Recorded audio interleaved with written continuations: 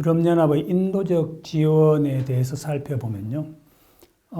유럽연합은 전 세계적으로 많은 국가에게 인도적 지원을 하고 있습니다. 그렇기 때문에 집행위원회 산하에 이러한 대외 개발 원조를 담당하는 부서가 있고요. 그 안에 특히 인도적 지원을 전담하는 인도지원국이라는 부처가 있습니다.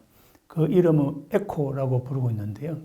이 인도지원국은 유럽연합 내에서 인도적 지원에 필요한 예산을 확보하는 일을 담당하고 있고요. 인도지원국이 이 확보한 예산을 직접적으로 제공하는 것은 아닙니다. 이러한 확보된 예산을 실제적으로 개발도상국가나 빈곤국가에 가서 이 예산을 집행하고 구호사업을 실행하는 것은 많은 민간단체들이 하는 것이죠. 그래서 유럽의 민간단체들은 유럽연합의 인도지원국, 즉 에코가 확보한 예산을 가지고 현지에 가서 인도적 지원을 하고 있고요. 북한의 경우에는 많은 유럽 민간단체들이 유럽연합의 예산을 가지고 평양에 가서 구호사업을 하고 있고요. 이러한 민간단체들의 구호사업이 적절하게 잘 이루어지고 있는지 그러한 감독이 필요하겠죠. 그것은 평양에 에코 사무국을 두어서 이 사무국에서 민간단체의 어떤 사업이라 그럴까 그리고 실행 업무들을 감독하고 조율하고 있습니다. 유럽연합의 대북 지원을 보시게 되면 먼저 1단계는 1995년도에서 2001년도까지인데요. 이 시기에는 주로 식량 지원을 했습니다. 당시에는 북한이 식량 사정이 매우 어려웠기 때문에 긴급 구호 차원의 지원이 필요했고요. 그렇지만 약 한 5년 정도 지나면서 대략 북한의 식량난은 어느 정도 해소가 되었고요. 2단계인 2002년도에 북한은 더 이상 어떤 긴급 구호 혹은 식량 지원보다는 개발 원조 차원에서 즉 북한의 농업 생산량 증대를 위한 지원을 요청했습니다. 그렇기 때문에 2단계에서 유럽연합의 북한에 대한 지원은 식량 정산을 위한 지원인데요.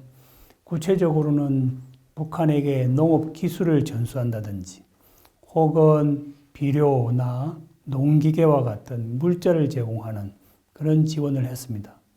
그리고 최종적으로 유럽연합이 북한에게 인도적 지원을 중단하게 되는 시기가 있는데요. 그것이 2012년이 되겠습니다. 지금 이 그림은 유럽연합의 대북 지원액인데요. 1995년도 북한이 국제사회에 지원을 공식적으로 요청한 이후 유럽연합이 북한에 대해서 쭉 지원을 했고요.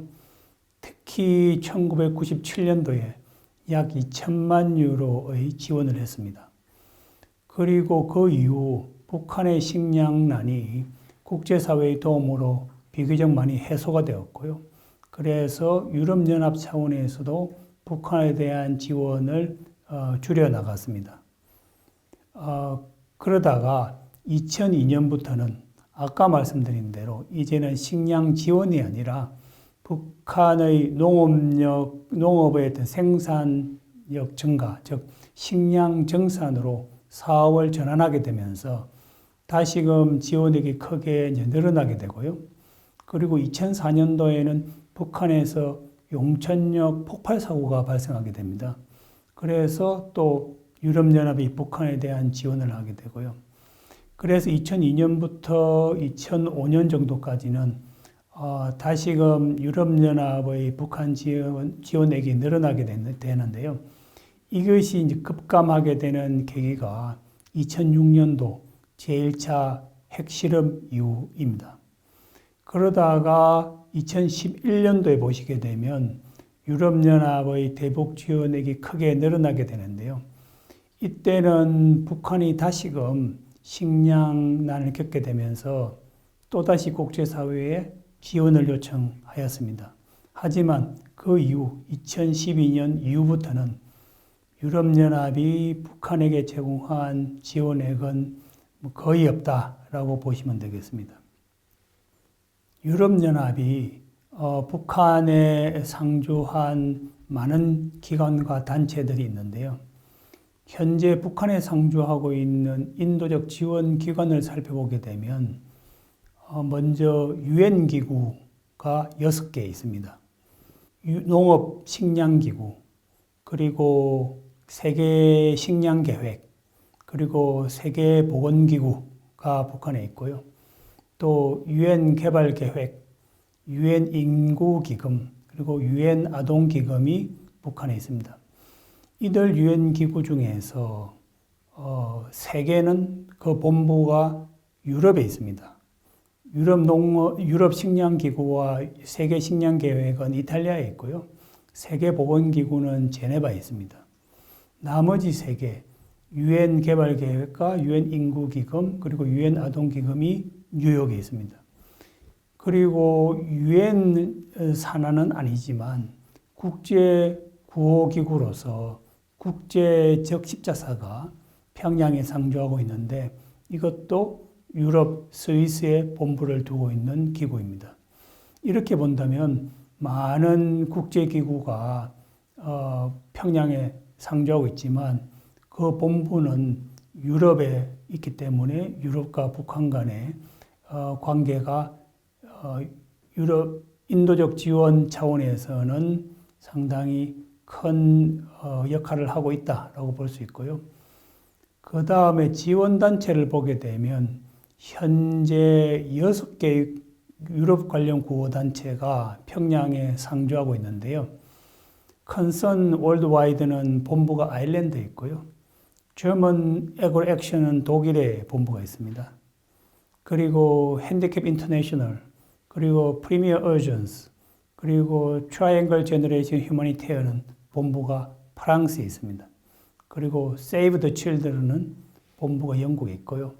이렇게 6개의 구호단체가 유럽에서 파견된 유럽에 본부를 둔 민간단체인데요. 이들 단체는 개별 단체로 북한에서 활동하는 데에는 좀 장애가 있기 때문에 유럽연합 지원단체 연합회라고 하는 그런 조직을 구성을 해서 마치 국제기구 혹은 국제조직인 것처럼 그런 모양새를 가지고 북한에서 활동을 하고 있습니다.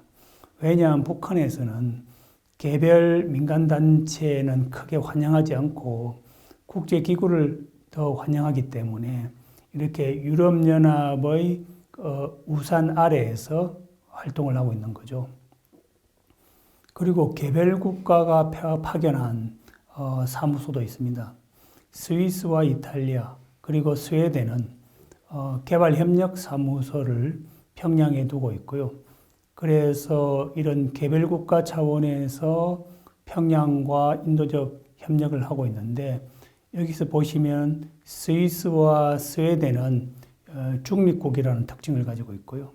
이탈리아는 세계식량기구라든지 그런 식량과 관련된 국제기구를 가지고 있는 나라입니다. 그렇기 때문에 북한과의 개발협력과 관련된 원활한 협력을 할 수 있는 나라에 해당이 됩니다.